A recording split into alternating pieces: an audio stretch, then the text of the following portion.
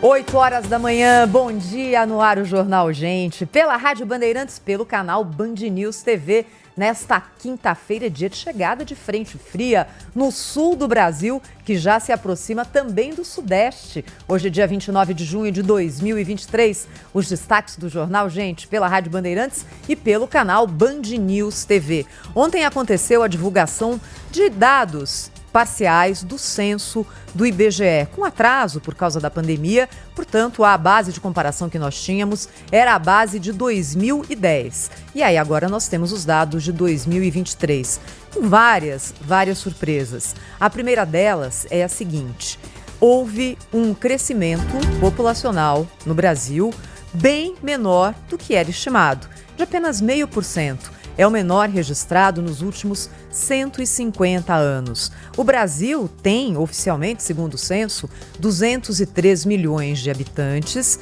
quase 5 milhões a menos do que a estimativa do IBGE.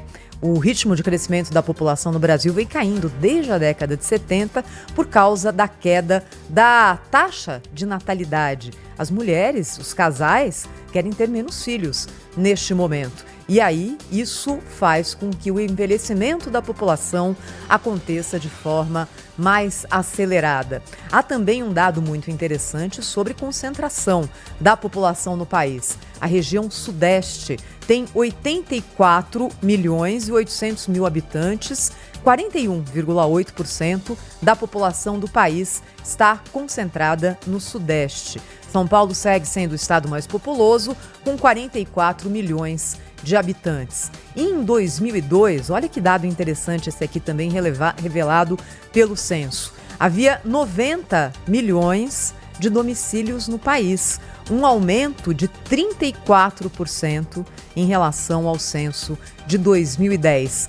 As famílias estão ficando menores e tem mais gente morando sozinha também. Isso aqui com muito impacto para o mercado imobiliário. Mas alguns dados aqui que o censo é um termômetro, é uma fotografia do país naquele momento. Ainda os dados detalhados não saíram, mas o que a gente tem aqui já indica algumas coisas. Várias capitais perderam população em ritmo acelerado. Por exemplo, Salvador, Belo Horizonte, Porto Alegre, Recife, Natal, Belém, Fortaleza reduziram de tamanho de 2010 para 2022. Por quê? São muitos os fatores. Violência, custo de vida, home office, mesmo atingindo ali uma parcela limitada da população, teve um efeito também no esvaziamento de algumas grandes cidades, mas há um movimento detectado de reinteriorização do Brasil, principalmente pelo sucesso do agro. A população vai onde tem dinheiro, onde tem oportunidade, onde tem emprego. São esses os movimentos que levam aos fluxos migratórios dentro de um país ou no mundo como um todo. E isso está acontecendo agora. Há uma migração da população brasileira das metrópoles para o interior por causa do agro. Há também muitos municípios brasileiros que tiveram uma redução drástica da sua população no censo. E o censo, além de ser uma fotografia, um retrato, é também o dado oficial, que é usado, por exemplo, para a repartição do dinheiro federal para municípios. Alguns municípios perderam 40%, 50%, 60% da sua população nesses 13 anos, 12 anos. E isso vai refletir na arrecadação desses municípios, o que mais uma vez nos leva aqui àquela pergunta que a gente faz. Essa distribuição do Brasil com quase 6 mil municípios faz algum sentido? Municípios que tinham 10 mil habitantes e agora tem 4 mil? É isso mesmo, a gente mantém toda uma estrutura de cidade para cidades que não se sustentam sozinhas, claramente. Mais essa pergunta. E, por último, o envelhecimento da população, que, é claro, acontece já nos últimos censos e que agora, de forma mais acelerada, aparece no censo 2022.